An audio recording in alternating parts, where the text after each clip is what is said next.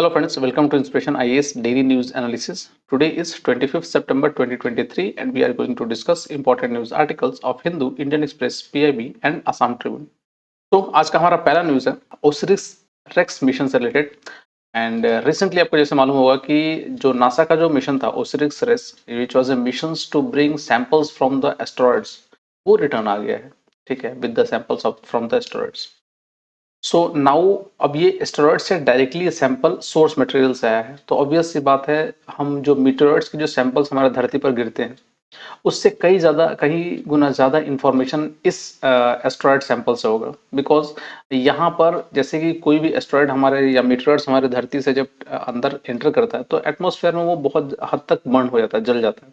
तो वहां से हमें ज्यादा इंफॉर्मेशन नहीं मिल पाता। बट ये जो एस्टेरॉइड सैंपल होगा it will provide more information and it will provide the deep insight information regarding the formations as well as the asteroids. Plus sun wave, sun के सोलर डस्ट वगैरह और बाकी जो अर्थ के स्पेस के जो सिचुएशन और इन्वायरमेंट है उसके बारे में भी हम लोग इससे ज्यादा इंफॉर्मेशन ले सकते हैं। तो समझते हैं थोड़ा ओसिरिस रेस्क है क्या and how it can help us in understanding the whole universe. So, missions was OSIRIS-REX. It was embarked on its journey from when it was launched from Cape Canaveral, Florida in 2016. तो OSIRIS-REX ये almost 2016 में launch हुआ था Cape Canaveral, Florida से. And over a span of 2 years, it traversed space to reach Bennu. अच्छा, ये जो asteroid है उसका नाम है बेनू, हाँ. And it is a carbon rich asteroid nestled between Earth and Mars. तो अर्थ और मार्स के बीच में ये एस्ट्रॉयड था, ठीक है, बेनू। एंड ये जो बेनू जो है the spacecraft reach its destination Bennu in December 2018, मतलब ये 2016 से लॉन्च हुआ था और दिसंबर 2018 में जाके वो वहां पर पहुंचा।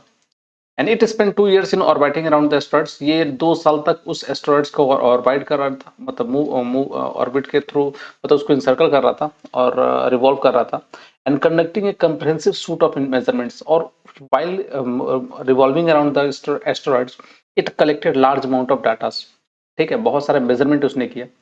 और मेजरमेंट में ये था कि the critical aspect such as Bennu's का मास क्या होगा, डेंसिटी क्या है, एल्बिडो क्या होगा, मतलब कितने लाइट रिफ्लेक्ट करता है ये, सरफेस का कंपोजिशन क्या है एंड पार्टिकल इन्वायरमेंट, और उसके जो इन्वायरमेंट है उसका पार्टिकल क्या क्या है प्रेजेंट है। और जिस साइड पे वो लैंड किया था उस साइड पे वो नाम दिया गया नाइटिंगेल। नेक्स्ट ओसिरिस-रेक्स मिशंस, अगर इसका नोटेबल डिस्कवरीज में देखा जाए तो during the reconnaissance phase the OSIRIS REx mission uncovered several intriguing findings. बहुत सारा इंफॉर्मेशन उसने कलेक्ट किया, जैसे कि Bennu is classified as an active asteroid. इसको एक्टिव एस्टेरॉइड्स बोला था because periodically ejecting materials from its surface, मतलब अपने सरफेस से बहुत सारे मटेरियल्स को इजेक्ट कर रहा था ये। पहला तो ये the surface of Bennu exhibited a considerably rougher terrain than initially expected। मतलब इसका जो ट्रेन है वो रफर है, जैसे पहले सोचा था कि ये बहुत प्लेन होंगे, बट ये बहुत ज्यादा रफ है और इसमें बहुत सारे बोल्डर्स है और कुछ बोल्डर्स तो इतने बड़े बड़े हैं 10-10 मीटर के डायमीटर के साइज के हैं। तो दूसरा, Bennu's bulk density was found to be lower than anticipated. उसका डेंसिटी है वो बहुत कम है कंपेयर टू जो एक्सपेक्ट किया गया था। और इससे ये मालूम चलता है कि एस्टेरॉइड्स का जो बहुत सारे एम्प्टी स्पेस है within the asteroid structure. दूसरा, surface features on Bennu indicate sign of past aqueous activity. उसमें बहुत हो सकता है कि इसमें वाटर भी रहा हो इस एस्टेरॉइड में। And the asteroid rotations was observe to be accelerating due to YORP effect. तो यूरोप इफेक्ट के चलते उसका जो रोटेशंस है वो बढ़ रहा था, ठीक है। नेक्स्ट, सिग्निफिकेंस क्या है इस सैंपल से? The significance of the return sample, that is the return of the material directly from the celestial surface such as asteroids, comets, the solar winds and the moon holds immense scientific significance। जैसे कि it will provide the means to answer question that lie beyond the scope of remote observations, landers, rovers और even materials. तो ये सब जो information जो हमें land और रोवर ये सब जो देते हैं ना, उससे बहुत ज्यादा डिटेल इन्फॉर्मेशन हमें यहाँ से मिलती है।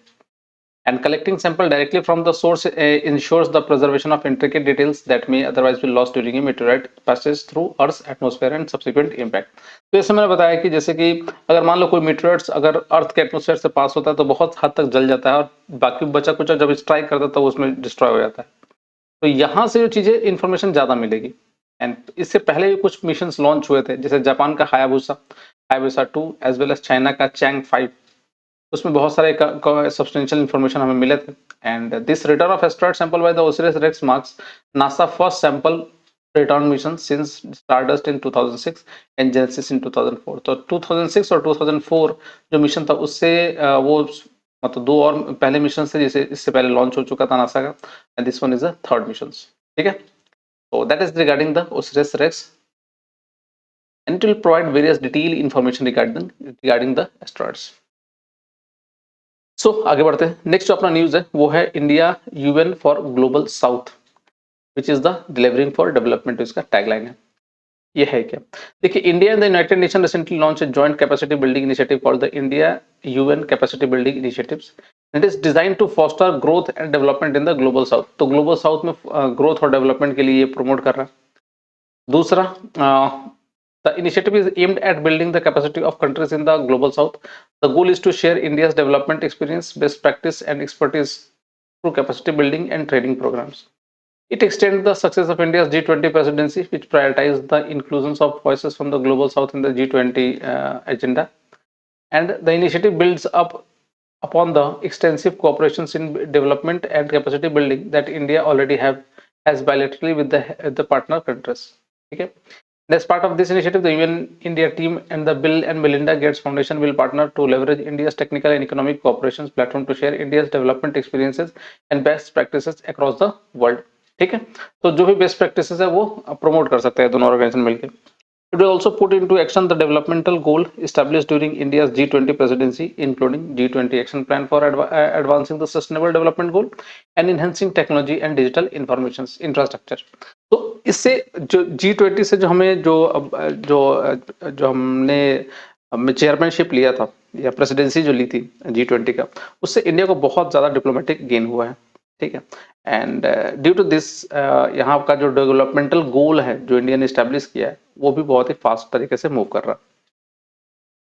सेकेंड, द ग्लोबल साउथ जो बोला जाता है, global south broadly comprise countries in the region of Africa, Latin America and the Caribbean along with Asia, excluding Israel, Japan, South Korea, and Oceania, excluding Australia and New Zealand, which are generally characterized by relatively low level of economic and industrial development. तो ये जो reason है वो low level of economic and industrial development हो रहा है. तो that is regarding the global south. चलिए अपने अगली न्यूज पे चलते हैं. अगला न्यूज ये है कि रिसेंटली आप समझ रहे होंगे कि मणिपुर में आज प्रॉब्लम चल रही है, एंड उसके बीच में मणिपुर के जो सीएम है बीरेन सिंह, उन्होंने बकायदा कहा है सेंट्रल गवर्नमेंट को कि that his government has urged the union home ministry to cancel the free movement regime along the Indian Myanmar border and complete it's fencing. मतलब इंडियन म्यांमार बॉर्डर को इन्होंने सील करने के लिए बोला है, कोई डायरेक्टली मूवमेंट ना हो, फ्री मूवमेंट ना हो, और फेंसिंग को कंप्लीट किया जाए ताकि इस तरह की जो चीजें एक्टिविटीज वगैरह हो थोड़ा उसको प्रिवेंट किया जा सके. फ्री मूवमेंट regime क्या है? Under the FMR free movement regime, all the hill tribes, whether they are citizen of India or Myanmar, can travel within 16 km on either side of the Indo-Myanmar border, and they can cross the border by producing a border pass with 1 year validity issued by the competent authority and can stay up to 2 weeks per visit. 2 week तक रह सकते हैं. And the FMR was implemented in 2018 as part of the central government's Act East policy. FMR is implemented by both countries for people living along the international border. Take and this help locals to get more culturally assimilated with the trans-border villages through wedding, celebration, common festival together, and trans-border trade. And it is a reflections of the physical, ethnic, linguistic, cultural, and fraternal linkages among the trans-border villages. तो trans-border villages से ये सब सारे linkages वगैरह मिल सकते हैं. ठीक है, और नॉर्मली बॉर्डर एरियाज में तो लगभग कॉमन ही लोग रहते हैं. So this is regarding the free movement regimes. So that's all for today in our daily news analysis. आज के लिए इतना ही. And if you want the PDF lecture of this video, you can always download it from our Telegram channel, that is Inspiration IS. Alternatively, you can also follow our social media page like Facebook, Instagram, and YouTube for such other video contents. And thanks for watching. And please do subscribe to our YouTube channel and our Facebook page. Take care.